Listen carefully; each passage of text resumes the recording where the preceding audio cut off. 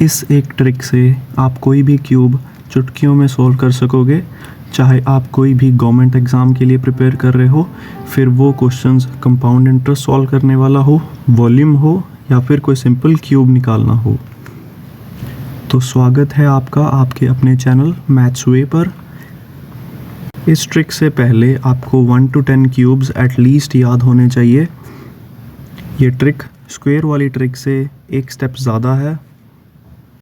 जैसे स्क्वायर में हमने 2 स्टेप्स में सॉल्व किया था, वैसे ही क्यूब में हम 3 स्टेप्स में सॉल्व करेंगे, लेकिन स्टेप्स ऑलमोस्ट सेम रहेंगे। वैसे हम क्यूब निकालने के लिए एक बेसिक आइडेंटिटी यूज़ करते हैं, जिसमें a + b का होल क्यूब होता है a³ + b³ + 3a² + 3ab²। तो सबसे पहले हम एग्जांपल देखते हैं 14 का क्यूब। फर्स्ट स्टेप में हम 1 और 4 का क्यूब लिखेंगे। 1 का क्यूब 1 और 4 का क्यूब 064, और सेकंड और थर्ड लाइन में 1 और 4 को लिख देंगे, और फिर हम ऊपर दी गई पूरी टर्म को मल्टीप्लाई करेंगे, जो होगा 1 × 4 × 3 = 12। अब हम इस 12 को सेकंड और थर्ड लाइन में मल्टीप्लाई करके लिखेंगे। सेकंड लाइन में 1 × 12 होता है 12, जो हम लिखेंगे लास्ट के 2 डिजिट छोड़कर, और थर्ड स्टेप में हम 12 को 4 के साथ मल्टीप्लाई कर लिखेंगे 48, और 1 डिजिट छोड़ेंगे लास्ट में, और आंसर के लिए तीनों लाइंस को ऐड कर देंगे।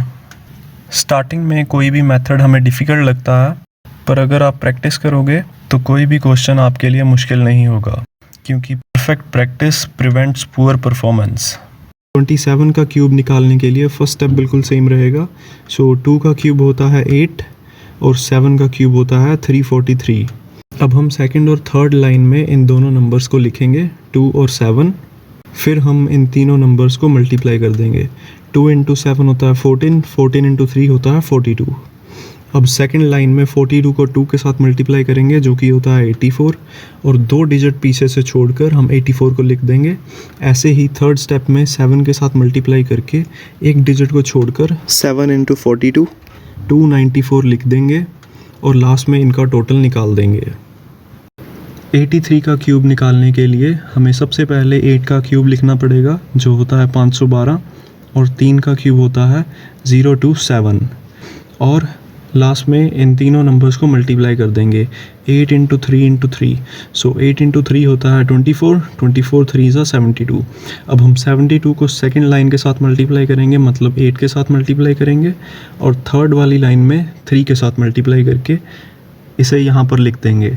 सेकंड लाइन में 2 डिजिट्स को छोड़ देंगे, और थर्ड लाइन में 1 डिजिट को छोड़कर ये नंबर लिखेंगे, और लास्ट में टोटल कर हम इनका आंसर निकाल देंगे।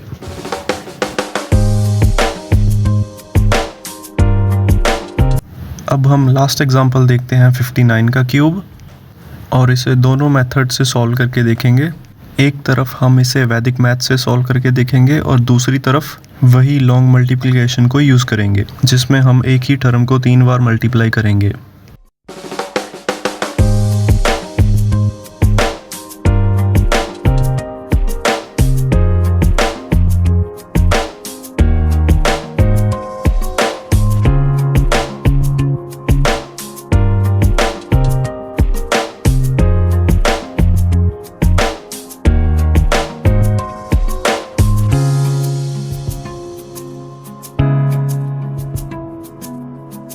अब अगर आपको ये ट्रिक समझ आ गया है, तो ये कुछ क्वेश्चंस खुद से सॉल्व करके देखिए, और आंसर्स कमेंट बॉक्स में लिखिए।